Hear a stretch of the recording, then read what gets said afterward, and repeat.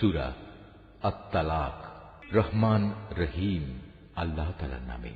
হে নবী, তোমার সাথীদের বলো, যখন তোমরা তোমাদের স্ত্রীদের তালাক দাও বা দিতে ইচ্ছা করো, তখন তাদের ইদ্যতের অপেক্ষার সময়টুকুর প্রতি লক্ষ্য রেখে তালাক দিও। ইদ্যতের যথার্থ হিসাব রেখো এবং এ ব্যাপারে আল্লাহ তাআলাকে ভয় করো। যিনি তোমাদের মালিক প্রভু, ইদ্যতের সময় কোনো অবস্থায় তাদের নিজেদের বসত বাড়ি থেকে বের করে দিও না। এ সময় তারা নিজেরাও যেন তাদের ঘর থেকে বের হয়ে না যায়। তবে যদি তারা কোনো জঘন্য অশ্লীলতার কাজে লিপ্ত হয়, তাহলে তা ভিন্ন কথা। ইদ্যতের ব্যাপারে এগুলোই হচ্ছে আল্লাহর সীমারেখা।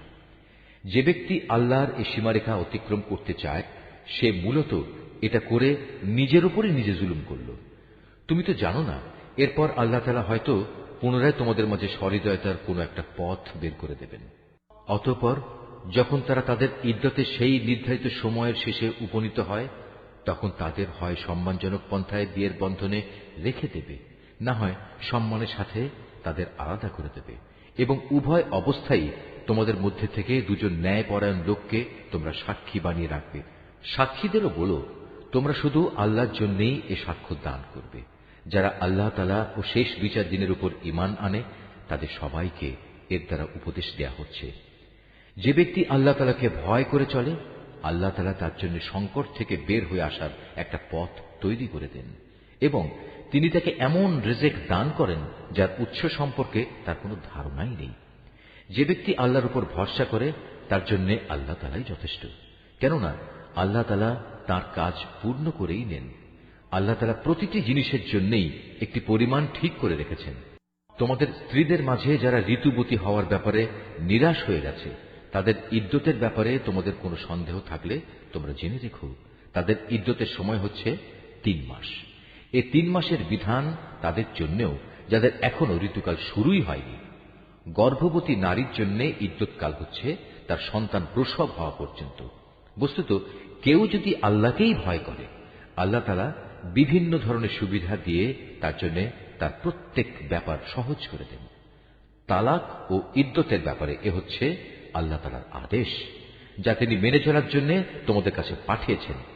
অতঃপর যে ব্যক্তি আল্লাহকে ভয় করে চলে, তিনি তার গুনাহসমূহ তার হিসাব থেকে মুছে দেবেন এবং তিনি তাকে একটা বড় পুরস্কারও দেবেন। ইদ্যতের এ সময়ে তোমরা নিজেদের সামর্থ্য অনুযায়ী তাদের সে ধরনের বাড়িতে থাকতে দিও যে ধরনের বাড়িতে তোমরা নিজেরা থাকো। কোনো অবস্থায় তাদের উপর সংকট সৃষ্টি করার মতলবে তাদের কষ্ট দিও না। আর যদি তারা সন্তান সম্ভবা হয়, তাহলে ইদ্যতের নিয়ম অনুযায়ী তারা সন্তান প্রসব না করা পর্যন্ত তাদের খোরপোশ দিতে থাকো। সন্তান জন্মদানের পর যদি তারা তোমাদের সন্তানদের নিজেদের বুকের দুধ খাওয়ায়, তাহলে তোমরা তাদের পারিশ্রমিক আদায় করে দেবে এবং এ পারিশ্রমিকের অঙ্ক ও সন্তানের কল্যাণের ব্যাপারটা ভালোভাবে নিজেদের মধ্যে ন্যায়সঙ্গত পন্থায় সমাধান করে নেবে। যদি তোমরা একে অন্যের সাথে জেদ করো, তাহলে অন্য কোনো মহিলা এ সন্তানকে দুধ খাওয়াবে। বিত্তশালী ব্যক্তি তার সঙ্গতি অনুযায়ী স্ত্রীদের খোরপোশ দেবে। আবার যে ব্যক্তির অর্থনৈতিক সঙ্গতি সীমিত করে রাখা হয়েছে, সে ব্যক্তি ততটুকু পরিমাণই খোরপোশ দেবে যতটুকু আল্লাহ তাআলা তাকে দান করেছেন। আল্লাহ তাআলা যাকে যে পরিমাণ সামর্থ্য দান করেছেন, তার বাইরে কখনো কোনো বোঝা তার উপর তিনি চাপান না। আল্লাহর উপর নির্ভর করলে আল্লাহ তাআলা তাকে অচিরেই অভাব অনটনের পর সচ্ছলতা দান করতে পারেন। কত জনপদের মানুষেরাই তো নিজেদের মালিক ও তার রাসূলের নির্দেশের বিরুদ্ধে বিদ্রোহ করেছিল। অতঃপর আমি তাদের কাছ থেকে সেজন্য কঠোর হিসাব আদায় করে নিয়েছি এবং আমি ওদের কঠোর শাস্তি দিয়েছি। এরপর তারা ভালো করেই তাদের কৃতকর্মের শাস্তি ভোগ করল। মূলত তাদের পরিণাম ফল ছিল চরম ক্ষতি। আল্লাহ তাআলা পরকালে তাদের জন্য এক কঠিন আযাব প্রস্তুত করে রেখেছেন। অতএব হে মানুষ, যারা জ্ঞান সম্পন্ন, যারা আল্লাহ তাআলার উপর ঈমান এনেছ, তোমরা আল্লাহকে ভয় করো। আল্লাহ তাআলা তোমাদের কাছে তাঁর উপদেশ বাণী পাঠিয়েছেন। তিনি আরো পাঠিয়েছেন তার রাসূল, যে তোমাদের আল্লাহর সুস্পষ্ট আয়াতসমূহ পড়ে শোনায়, যাতে করে সে রাসূল তোমাদের সেসব লোকদের যারা ঈমান এনেছে এবং ভালো কাজ করেছে, তাদের জাহেলিয়াতের অন্ধকার থেকে হেদায়েতের আলোতে নিয়ে আসতে পারে।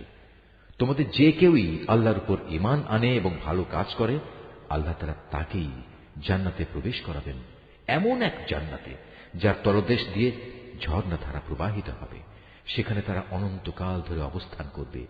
এমন লোকের জন্য অবশ্যই আল্লাহ তাআলা উত্তম রিজিকের ব্যবস্থা করে রেখেছেন।